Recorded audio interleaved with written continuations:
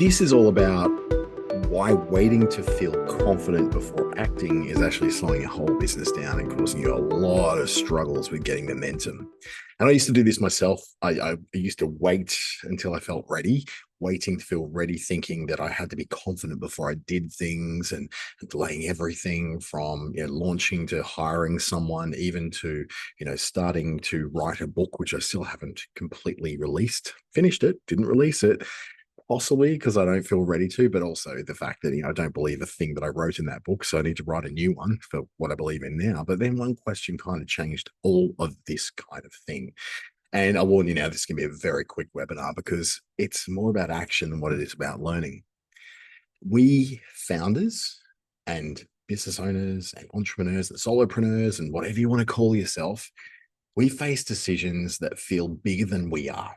Every single day, there's something which we feel is bigger than we are, whether it's closing a store, opening a store, starting a website, building an app, learning how to use AI vibe coding, going and starting a new job, even.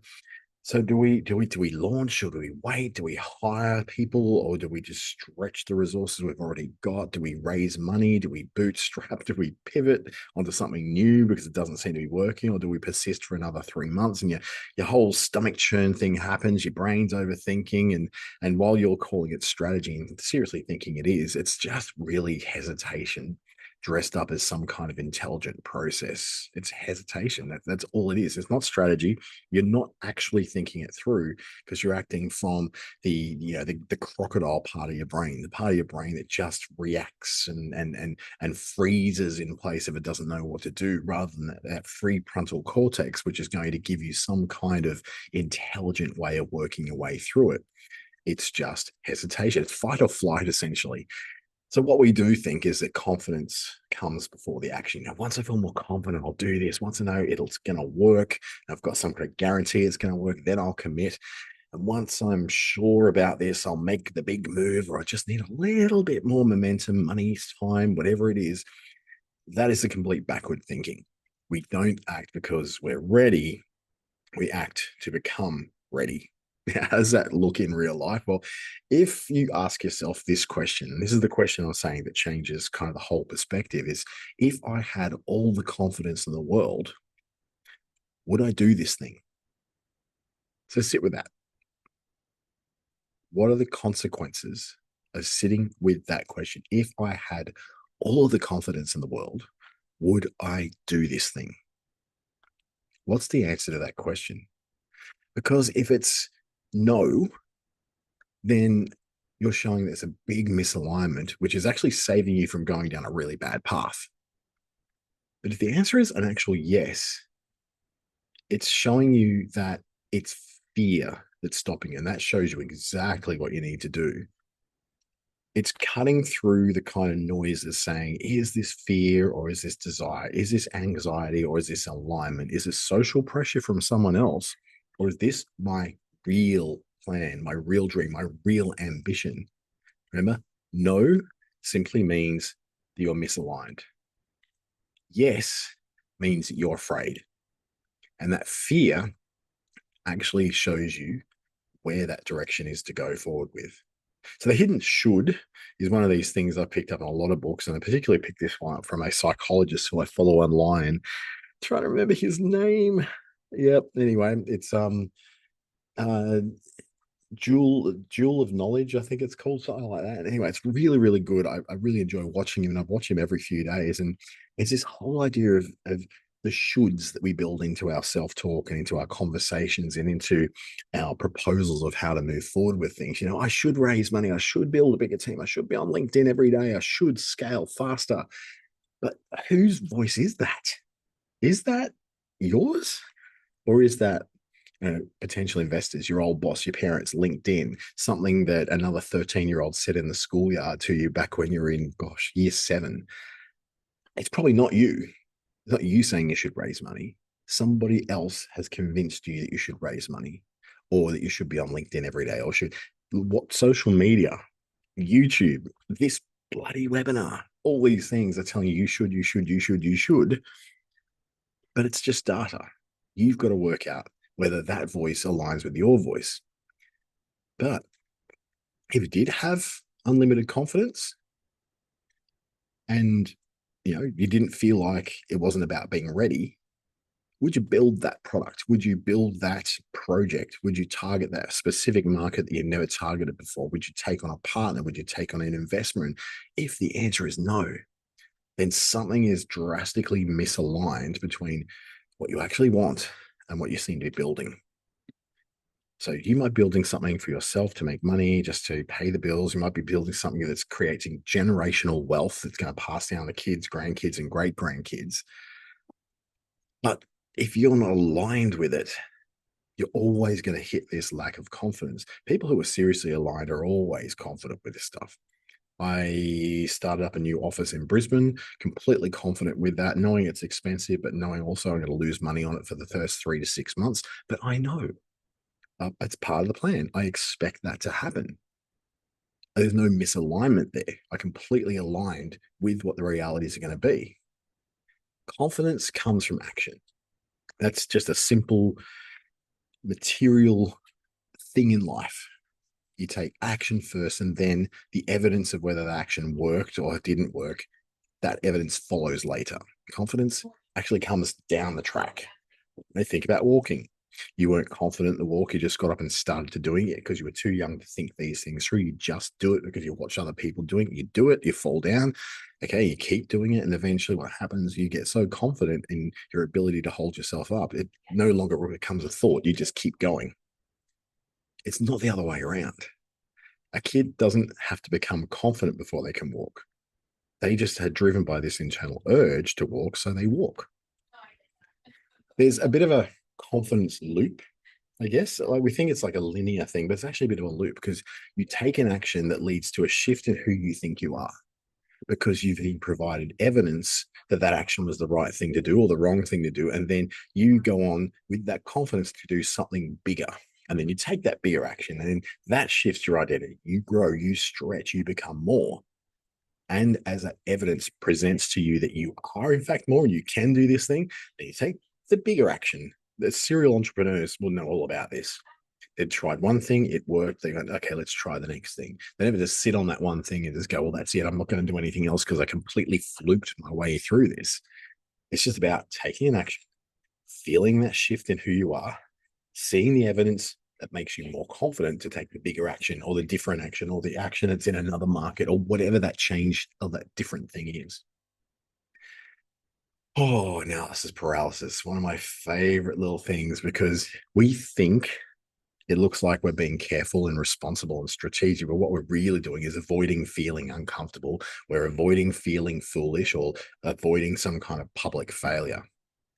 I literally start a new business every month. I started one this month, training for purpose. Will it work? I'm putting a lot into this one, so I'd say it would.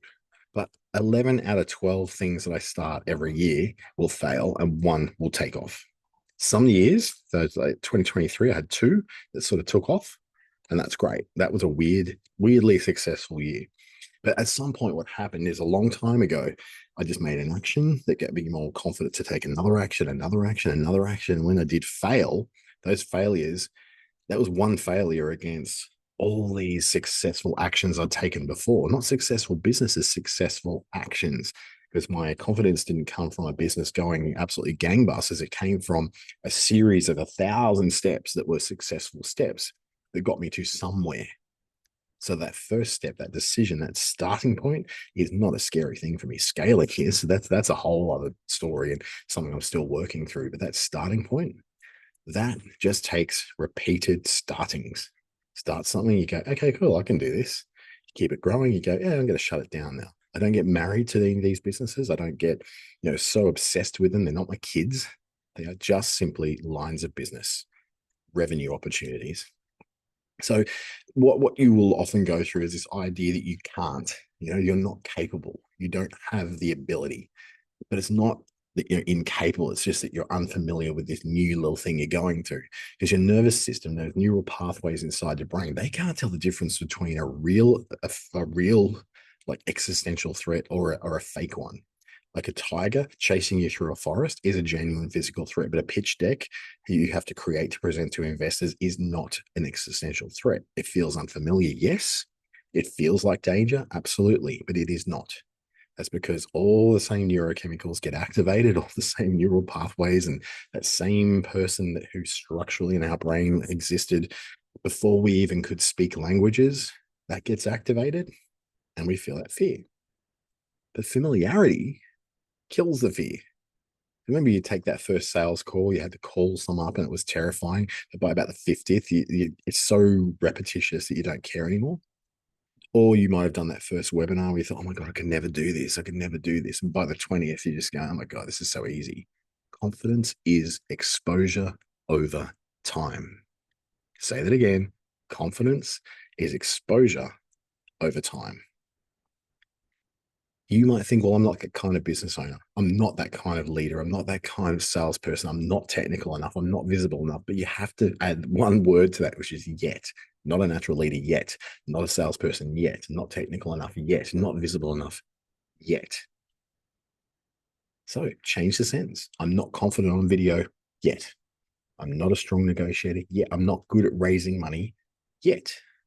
That yet is overridden by action. You take the action, and that yet starts to become, I am now confident on video. So waiting, though, lets you be permanently embedded in the yet, but you want to move on from the yet. And that only comes from action. So a bit of a practical framework, because I love a bloody good framework. Would I do it if I had full confidence in this? Is this aligned? Because if not, it may not be the path I'm meant to take. So take the first, smallest, least risky step, not the perfect step, the smallest step forward.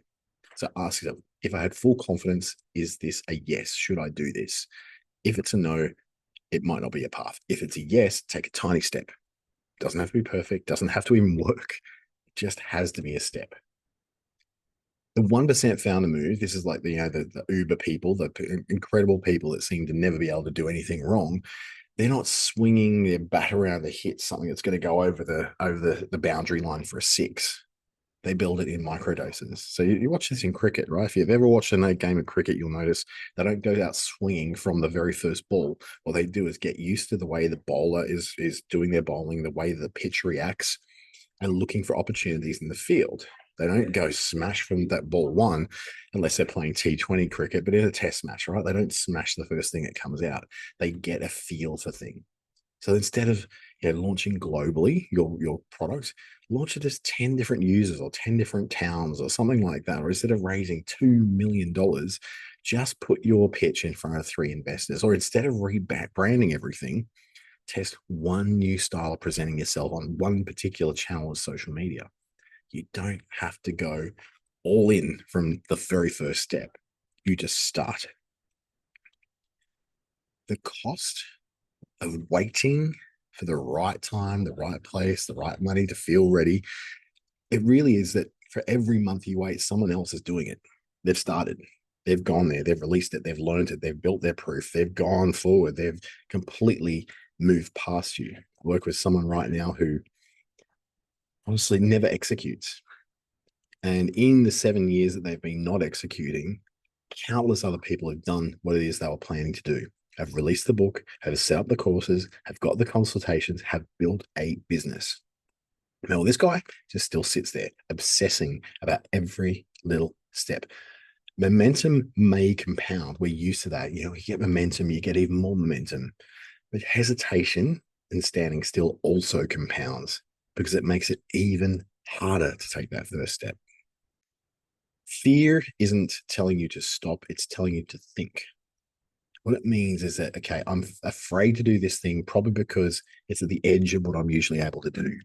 And a lot of us as founders, entrepreneurs, solopreneurs, business owners who scale and try to scale their business up to more than it is right now, learn to interpret that fear very differently. It's not a stop sign, it's a compass. It's pointing to something, oh, that's going to be a little bit, I need to learn something there. Or, oh yeah, that's interesting. It's like a give way sign and not a stop sign.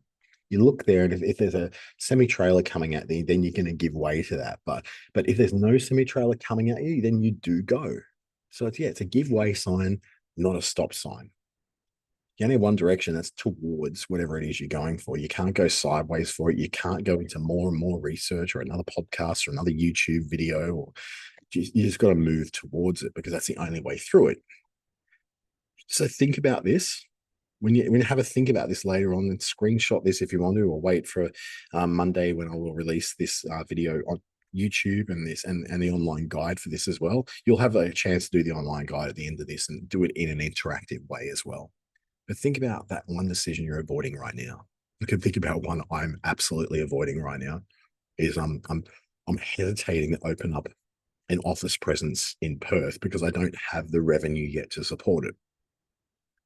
But part of me also knows I can't get that revenue unless I have the office in Perth with the person manning it to begin with.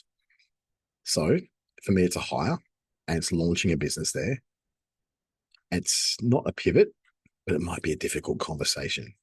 Now, ask if you had all the confidence in the world, would you hire that person, launch that business, pivot to another style of business, or have that difficult conversation that you've been putting off for 3 months? Because if the answer is yes, then it's just you feeling unfamiliar. And that unfamiliarity is solvable by doing the thing. But if the answer is no, you've just avoided doing something that you don't even want to do. Not because it's scary, but because you just don't want to. That's clarity. That's still a win. It's not a loss. It's not you being a coward. It's just saying, no, this is not really the thing I want to do. So what we do, we increase our exposure to things, which breaks down actions into little bite-sized pieces so we can repeat those actions faster. Instead of looking at it as a great big huge project that needs to be done, we only have to take the first step. And when we do that first step, we really reflect on the evidence it's giving us, which is either keep going or stop. The stop might be because it's wrong. The evidence that says keep going is probably saying, yes, this is the next. Let's go to step 2, step 3, step 257. The more times you repeat this, the more evidence you get. The more evidence you get, the more confidence you manage to attract. All those people that you look at as your heroes out there, they didn't start confident either. They were uncomfortable. They acted on it anyway. They built that momentum through evidence and they became confident. Not because they won every time, but because they won enough times or at least moved forward enough times to make this thing work. You're not waiting for confidence to happen to you. You're not necessarily waiting for the proof that you're not going to fail because that proof doesn't exist. No amount of the planning, the research, the YouTube videos, the business advisors, nothing like that is going to make you know that the proof that you won't fail. The only proof generator is the actions you take moving forward. You've just, as Nike says, just do it. You're not afraid because you're incapable. We said this before. You're afraid because this level of growth in your business is new. And new things, fortunately, become very normal very quickly. I spent a week and a half off the gym. I hadn't done a squat or a deadlift in a week and a half. And then I was a little bit like, a bit hesitant going back onto those weights again when I got back to the gym. But that new thing, as soon as I picked up, did that first deadlift, I went, yeah, keep going, do your set of 12. And then I did another set of 12 and another set of 12 and the fourth set of 12. And okay, well, maybe I can also do the shoulder lifts. And I did those as well because I did one thing and I did pretty well at it. Didn't break myself. So I was able to do the second thing, the third thing, the fourth thing. And now I'm back into the routine of morning gym. Ask yourself, if I had all the confidence in the world, would I still do this? And if yes, take the tiny step. Take that little step. You don't need confidence, you need evidence. And evidence only comes from action. If you want to continue this journey and sort of go back through what I talked about today in your own pace, that QR code and that web address at the bottom will lead you through to the free online guide that's in there that'll help you through that process.